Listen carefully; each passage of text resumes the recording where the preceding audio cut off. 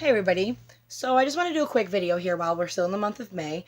It's also Mental Health Awareness Month, and I know that they do themes, but I'm not really too familiar with many risky behaviors because that's the risky business is a theme this year. But I just want to go over a couple things, just a couple first symptoms that you can watch for in friends or families or even yourself.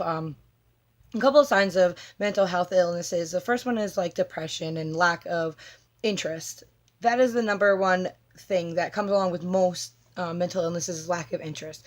Your restlessness, you sleep too much, you don't feel like getting up, or you don't want to do things that you usually do. You isolate yourself, you're becoming less social, you're becoming sad, you're just down all around, not really for any particular reason. You kind of struggle to get yourself going for the day, stuff like that.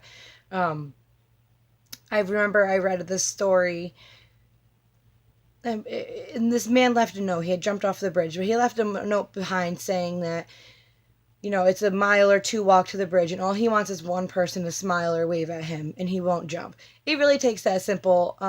Every time I see somebody down, even if I don't know them, I smile or, do a little quick wave. Actually, no, I usually don't wave. I probably just smile.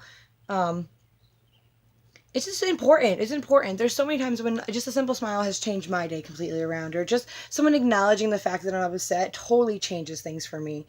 And it's kind of important. People do take their lives over this because they feel like nobody cares. They feel like they're alone in this. And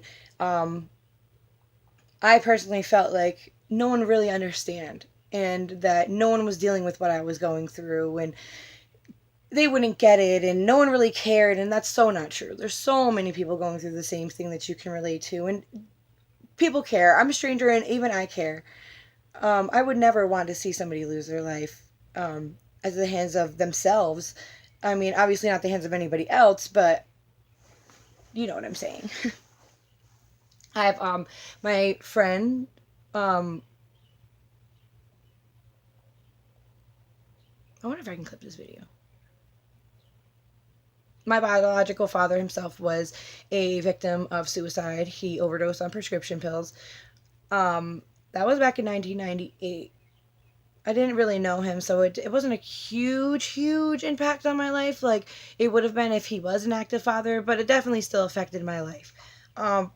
For a long time, I blamed myself. I thought that I wasn't good enough, and if he really loved me or cared about me, he'd stay around. And then after that, I kind of just resented him for it. Like, how could he hurt everybody so much? Like, what a cowardly and selfish act he did to take his own life because it hurt all the rest of us. And for what? So he doesn't have to suffer anymore. But then, I grew out of that and I realized that it's really a real thing and it's really hard to control yourself and you can't. And a lot of times you need help. And a lot of people are either ashamed or they don't know what's going on themselves to reach out for help. So if you ever see anybody in need, definitely just reach out to them. Just make sure they're okay because the perfect example is Robin Williams. I mean, he was hilarious. He was a great actor. He had a great personality. His sense of humor was ridiculously funny. So, and he succumbed to his depression and he ended up taking his own life. So you really never know. You never know anybody's struggles.